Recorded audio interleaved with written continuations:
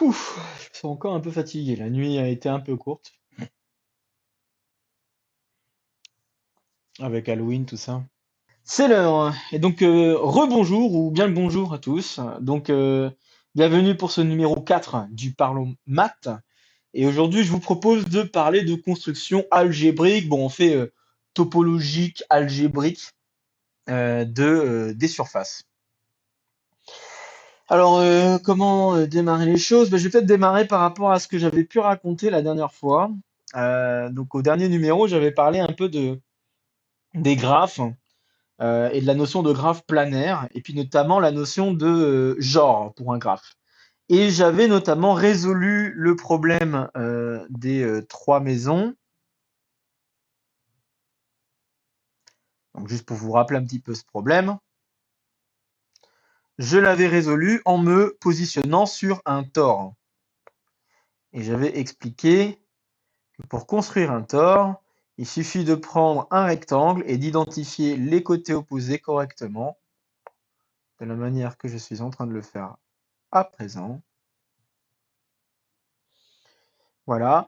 Et puis, bon, bah, alors, le principe normalement de ce problème, c'est bah, vous avez trois maisons, vous avez trois sources d'énergie, et il faut réussir à rallier chacune des maisons aux trois sources d'énergie, de façon à ce que les tuyaux que nous allons dessiner ne se croisent pas.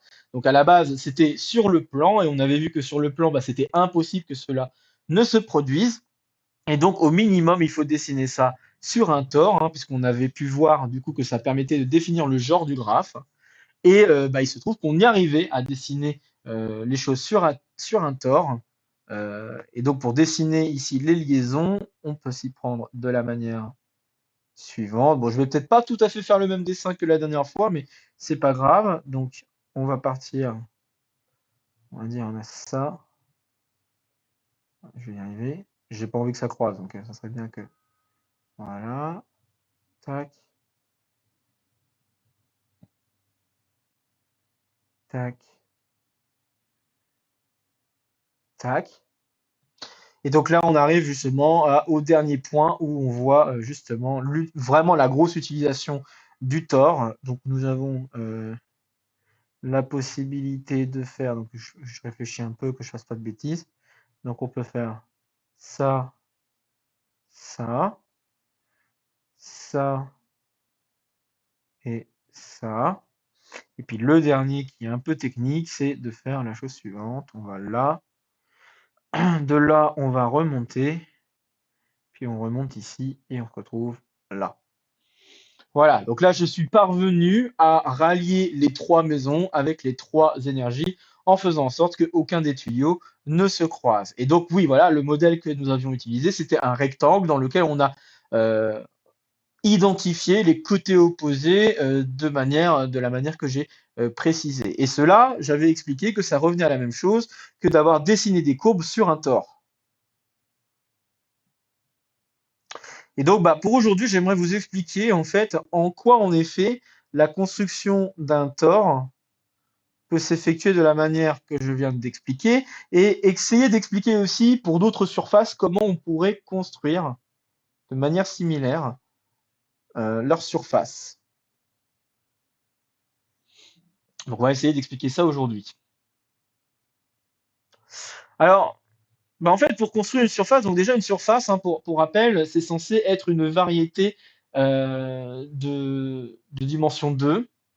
Donc avec certaines régularités, peut-être qu'on demande à ce que ce soit différentiel, des choses comme ça. Parfois, on peut demander ce genre de truc. Mais qu'est-ce qu'on entend ici? C'est ce qu'on entend que autour de n'importe quel point, on a quelque chose qui est homéomorphe au plan réel ici, disons, hein. Donc c'est une variété. Supposons que c'est une variété réelle. Et donc ce qu'on demande, c'est que en chaque point de notre variété, on doit pouvoir construire un voisinage sur lequel, eh bien, on est homéomorphe à ce qui se passe dans le plan R2. Donc là, techniquement, pour le tore, c'est exactement ce qui se produit. En chaque point, je peux toujours dessiner un disque qui entoure ce point et sur lequel, bah, en fait, j'ai un comportement similaire à ce qui se passe dans le plan. Donc voilà l'idée générale de ce qu'est une surface. Bon, même si, encore une fois, Je ne vais pas dans tous les détails parce que normalement il faudrait dire encore plein d'autres trucs si on veut être parfaitement raccord avec les bonnes définitions, mais permettez-moi juste de simplifier les choses en disant ça. Et donc, bah, en fait, les surfaces admettent admettent ce qu'on appelle un revêtement universel. Alors, revêtement universel, bon, c'est pas évident à définir proprement, mais disons que de manière générale, l'idée c'est de chercher à déplier la surface comme si on le voyait sur un plan. C'est vraiment l'idée principale d'un revêtement universel, c'est de se dire, bah, on va se ramener à une surface que l'on dessine sur le plan, quitte à utiliser différentes copies de la même partie de surface que nous avons sous la main. Donc, par exemple, si je voulais représenter, donc je vais commencer par représenter un ruban. Tac. Donc, c'est enfin un cylindre, hein, ce que je vais dessiner. J'aimerais bien essayer de le dessiner correctement, ça serait bien. Tac. Et disons, tac. Voilà, donc si je veux représenter le cylindre que vous voyez ici, donc bien sûr il y a le derrière ici. Hop, voilà. Donc là vous avez un cylindre. Pour représenter ce cylindre, eh bien je peux voir que nous avons pris un rectangle et que nous avions identifié deux côtés opposés en respectant le sens du recollage. D'accord, donc elles sont là pour ça, les flèches. Les flèches, elles sont là pour dire comment vous cherchez à recoller les deux côtés du rectangle.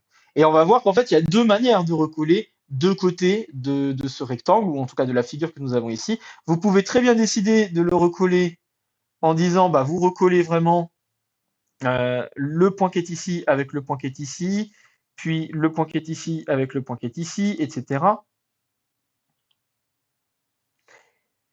Mais vous pouvez aussi décider de faire un recollement inversé. Alors, si je décide de faire un recollement inversé, que se passe-t-il? Eh bien, on va se ramener à un objet qui est assez bien connu. Donc, je vais d'abord dessiner mon rectangle avec mes côtés opposés identifiés, mais dans un mauvais sens. C'est-à-dire que lui, j'oriente dans un sens, mais l'autre, je vais l'orienter dans l'autre sens.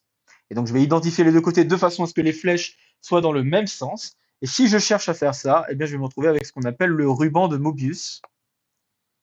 Donc, le ruban de Mobius qui pourrait éventuellement se dessiner de la manière suivante. Alors, je vous préviens, je ne vais peut-être pas être parfait. C'est compliqué, hein. Ou alors, je vais essayer de le faire comme ça en trichant un peu. Donc, on va voir. Disons, on a ça. Clac. Ça ici. Et on a un endroit où ça se rejoint. Et voilà. Globalement, voilà à quoi va ressembler le ruban de Mobius. Et l'identification va se faire ici. Ici. Ici. Donc, l'identification est ici. Bon, c'est un peu difficile à dessiner en 3D, hein. Enfin, dessiner du 3D sur du plan, voilà, c'est pas forcément ma cam, hein, mais c'est pas grave. Faut travailler, hein, ce genre de truc, faut le travailler. Et donc, bah voilà, c'est ce qu'on appelle un ruban de Mobius. Et quelle est la particularité d'un ruban de Mobius? Enfin, une des particularités, parce que bon, il y en a plusieurs. C'est que c'est une surface qui est non orientable.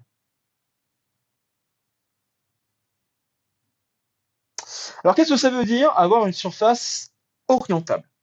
Ce que ça veut dire, c'est qu'on peut distinguer deux faces à notre surface. Une face qu'on pourrait dire extérieure et une face qu'on pourrait dire intérieure. Par exemple, pour notre cylindre, on peut en effet distinguer une surface qui semble être extérieure, sur lequel on pourrait mettre un petit bonhomme euh, quelque part et faire parcourir ce petit bonhomme sans passer à travers une bordure de la surface et tout en restant du même côté. Donc en fait, on a bien une partie de surface qui sera extérieure et on a aussi une partie de surface intérieure. On peut en effet décomposer notre surface en deux parties, intérieure et extérieure. Là, pour le ruban de Mobius, c'est pas le cas. Si je prends un bonhomme sur ma surface et que je m'amuse à lui faire le tour du ruban de Mobius, eh bien, je vais me rendre compte qu'on va passer par la petite, si je puis dire, la petite singularité, même si c'est pas tout à fait la singularité, c'est le moment où le ruban va vriller. Et à ce moment-là, eh bien, on va se retrouver à ce qu'on aurait pu croire être l'intérieur. Donc, on va se retrouver de l'autre côté du ruban de Mobius. Et puis, on continue notre parcours et on va ensuite se retrouver à nouveau dans ce qu'on aurait pu croire être l'extérieur du ruban de Mobius et finalement faire tout le tour de la surface sans qu'il y ait vraiment deux parties distinctes. Et donc, c'est ça qui fait que cette surface n'est pas orientable. Donc, le fait d'avoir une surface orientable, c'est équivalent à dire qu'il existe un intérieur et un extérieur. Donc, surface orientable, c'est équivalent à dire qu'on peut distinguer un intérieur et un extérieur.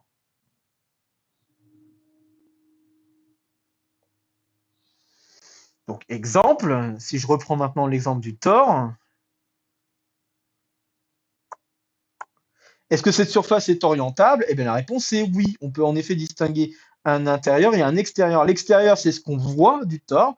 Donc, on peut mettre un petit bonhomme sur ce tore, le faire parcourir tout le tore et voir qu'à aucun moment, on va se retrouver de l'autre côté de la surface. Et on a aussi un intérieur. Bon, là, c'est un peu difficile à dessiner, mais on a aussi un intérieur dans lequel, pareil, si on fait parcourir un petit bonhomme dedans, jamais il ne sortira de cet intérieur.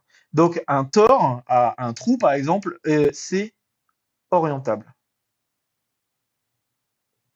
Et il y a un petit résultat rigolo concernant l'orientabilité des surfaces. C'est le fait de dire qu'une surface est orientable si et seulement si, eh bien, il n'existe pas un endroit qui serait homéomorphe au ruban de Mobius. Mon énoncé est un peu vague, mais je fais exprès parce que on n'a pas trop eu le temps de rentrer dans tous les détails. Mais en effet, on a un résultat, je vais l'appeler théorème. Donc une surface est, on peut dire, ouais, on va dire est orientable si et seulement si il n'existe pas de d'ouvert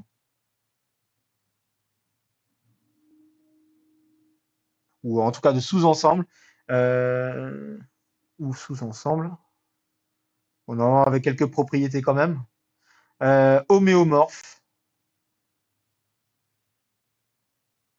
au ruban de Mobius. Donc dès qu'on voit un ruban de Mobius, je vais y arriver, dès qu'on voit un ruban de Mobius, ça veut dire que notre surface n'est pas orientable. On ne peut pas distinguer un extérieur d'un intérieur. Donc, globalement, on a un résultat qui permet de dire ça. Alors, je vous avais dit que pour les surfaces orientables, avec quelques autres propriétés comme le fait d'être compact, etc., on avait une classification par rapport au genre.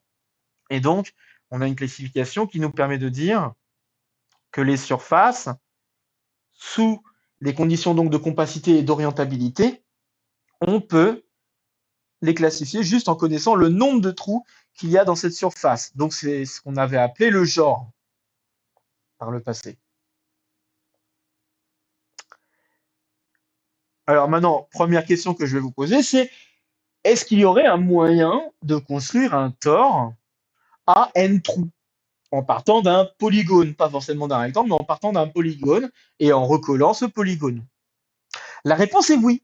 On peut en effet construire un n-tor en repliant un polygone. Et donc, comment on va faire ça? Eh bien, imaginez que vous avez ici plusieurs tors, que vous avez plusieurs tors à un trou, que vous avez recollés.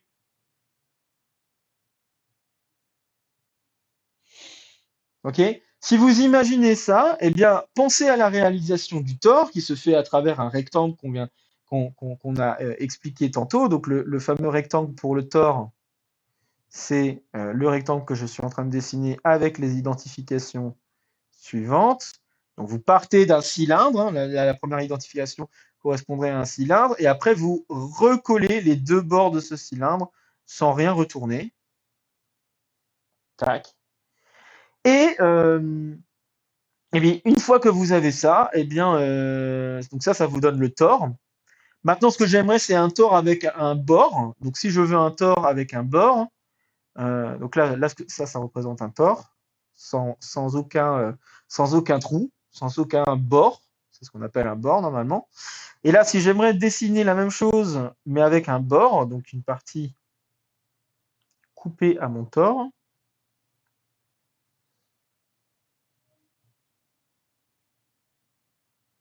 disons comme ceci, eh bien, ce que je peux faire, c'est prendre le même dessin que j'ai fait juste à l'instant. Donc, vous avez deux côtés opposés qui doivent être identifiés de cette manière. Vous avez deux autres côtés, clac, qui devront être identifiés aussi de cette manière. Et puis, vous avez un nouveau côté. Donc, il va falloir prendre un pentagone pour lequel vous n'avez rien à faire. Et en faisant les identifications du tore, eh bien, vous allez en effet vous retrouver avec ce tore et une composante de bord. Cette composante de bord, vous allez vouloir la recoller à un autre tore à éventuellement plusieurs trous. Donc, ce que vous allez faire, c'est en effet, vous partez de ce que je viens de dessiner et ensuite vous continuez des identifications. Donc, vous avez ensuite un nouveau tore que vous voulez dessiner et donc vous avez ceci avec cela, et puis je fais pareil. Alors c'est orange d'abord. Donc il faut que je fasse pareil en disant là ici je fais orange, puis ensuite je fais vert, et je remets une composante de bord. Tac.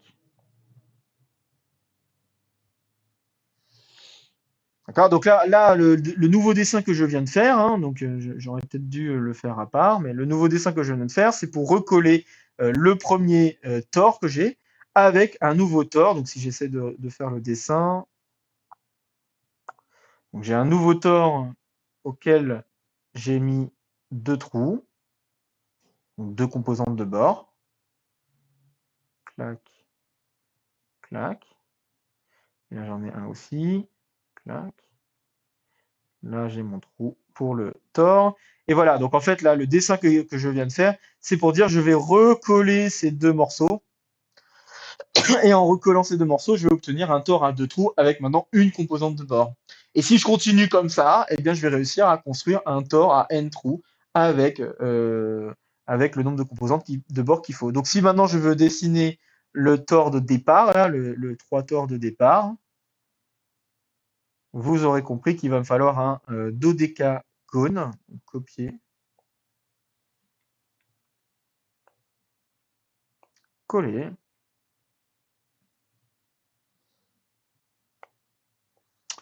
Et puis, après, on établit les identifications exactement comme précédemment. Donc, j'ai un truc comme ça, un truc comme ça.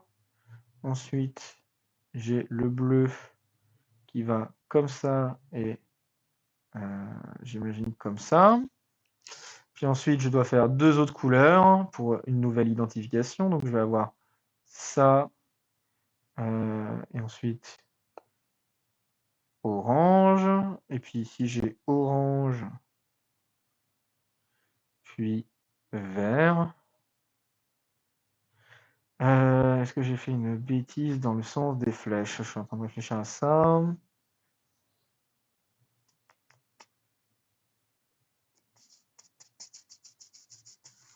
Ah oui, j'ai dû faire une bêtise sur le sens des flèches, je crois. Ouais, j'ai fait une bêtise dans le sens des flèches. Donc ici, c'est dans l'autre sens, la flèche est rouge. C'est de ce que je me disais. Je me disais, il y a un truc qui va pas là. Et du coup, j'ai dû aussi. Est-ce que j'ai fait une bêtise? Oui, j'ai fait une bêtise pour les bleus aussi. Ok. Parce que sinon, on fait intervenir un ruban de Mobius, il faut pas faire intervenir de ruban de Mobius. Donc, il faut faire attention. Voilà, je pense que là, on est correct. Et puis ensuite, je dois refaire encore deux autres couleurs. Donc, je sais pas, on va dire mauve. Donc, mauve avec. Il me faut encore une autre couleur. Ouais, noir, c'est pas top. Pas une autre couleur plus sympa là? Marron peut-être. Donc j'ai ça. Puis ensuite je fais ça. Et puis ensuite je fais Je refais mauve. Attends, je vais continuer avec le marron d'abord. Donc ici, on a marron qui va dans l'autre sens. Et ensuite, j'ai mauve qui va rassembler, hop, les deux bouts qui sont ici. Hop, orienté de cette manière-là, si je fais pas de bêtises. Voilà. Donc voilà, à partir d'un dodécagone, en identifiant les côtés opposés tels que je le propose ici, on va parvenir à construire ce tore à trois trous. Et bah là, si vous voulez traduire ce que c'est donc que je fasse ça correctement. Ouais, je vais prendre ça. Donc si si je veux dessiner une ouais, blanc, c'est peut-être pas une bonne, un super bon choix. Euh, C'est là où on se rend compte que le nombre de couleurs est limité, surtout pour un combinatoricien, hein. Vous savez que quand on fait de la combinatoire, on aime beaucoup les couleurs. Et donc, bah, c'est quand même utile d'avoir beaucoup de couleurs. Mais donc, si je veux essayer de dessiner, enfin, essayer de représenter une courbe sur mon tore, par exemple, cette courbe-là, eh bien, pour essayer de représenter cette courbe, ce que je peux essayer de voir, c'est quelles sont les différentes composantes que j'ai dû parcourir pour en arriver à faire cette courbe. Et donc, pour se rendre compte de ça, eh bien, il va falloir que je redessine le recollage que j'ai effectué sur mon tore. Donc, tac. Donc là, bon, je vais dire que bleu, ça correspond à ce tour-là. Et que rouge, ça correspond à ce tour-là.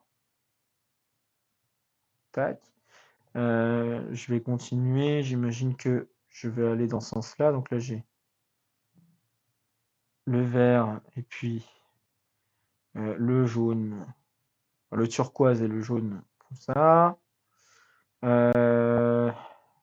J'espère que je ne me suis pas planté dans le sens des flèches. Bon, c'est possible que je me plante sur le sens des flèches, là. Après, on a le mauve. Et ensuite, on a le marron. Le marron qui était là. Et donc, vous voyez que pour dessiner ce lacet, j'ai dû croiser notamment une partie rouge et une partie jaune. Donc, a priori, si je veux pouvoir dessiner la courbe dans mon polygone, ça voudrait dire que je pars de n'importe quel endroit de mon polygone.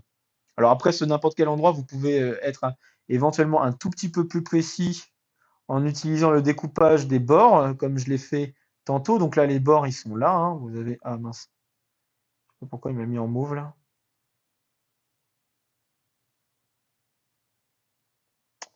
Je vais le mettre en blanc. Donc si je prends le découpage des bords comme nous avons vu tantôt, du coup si j'utilise ça, bah, je vois que je pars d'ici, je croise un rouge, et donc, du coup je me retrouve de l'autre côté de ce croisement rouge, et puis ensuite j'avance et je vais jusqu'au jaune.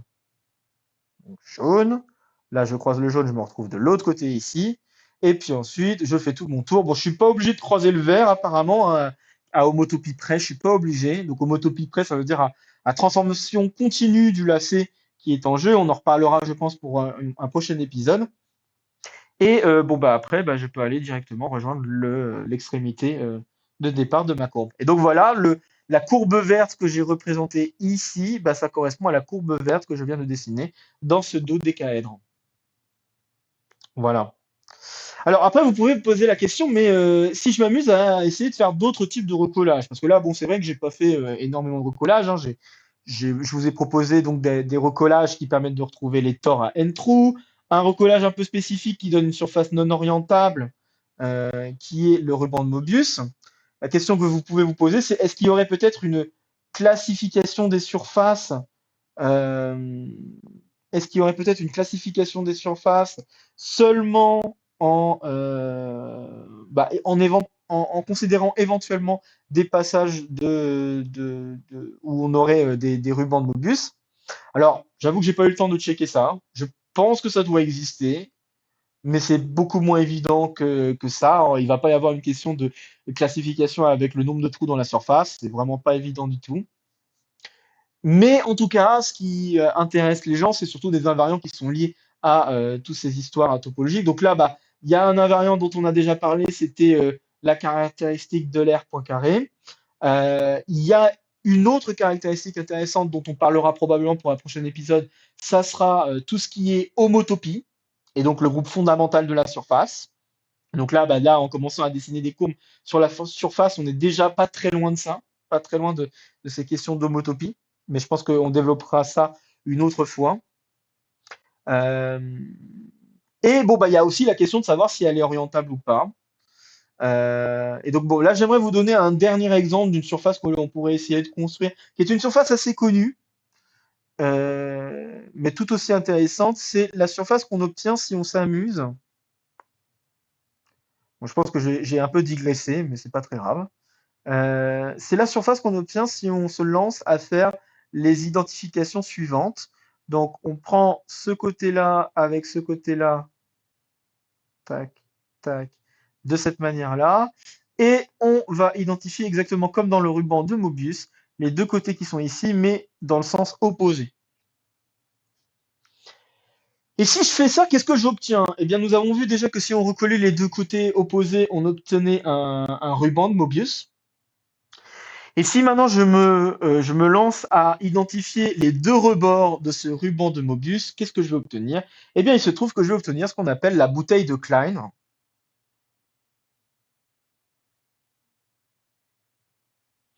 Ça va nous donner une réalisation de la bouteille de Klein. Alors, la bouteille de Klein, je vais tenter de faire un dessin. Ne m'en voulez pas s'il n'est pas parfait. Donc, je vais tenter de faire un dessin. Le dessin que je vais tenter, ça va être le suivant. Donc, on a un gros machin ici. On a un peu petit cercle ici. Et puis après, bah, il faut que ça fasse un truc comme ça. Tac, tac. Là, on est à l'intérieur de la surface. Et bon, bah là, on va dire qu'on identifie. Donc, ouais, c'est pas si mal mon dessin, il est pas si mal, hein, je trouve que c'est pas si mal. Donc voilà. Donc on va se retrouver avec ce genre de choses. Donc, c'est ce qu'on appelle la bouteille de Klein.